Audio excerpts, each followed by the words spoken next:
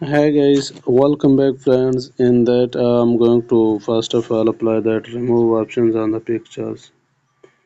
So you could watch on it. I have to apply that remove options on the photo that have been applied on it, and some parts of our image are going to be removed properly, which have been done successfully. So dear guys, now on the next step I will try some other changes on it. I am going to put that shape options on the photo.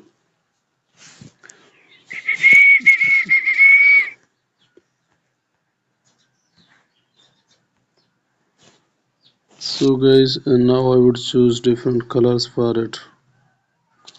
And here I would apply different kinds of a border on the photo.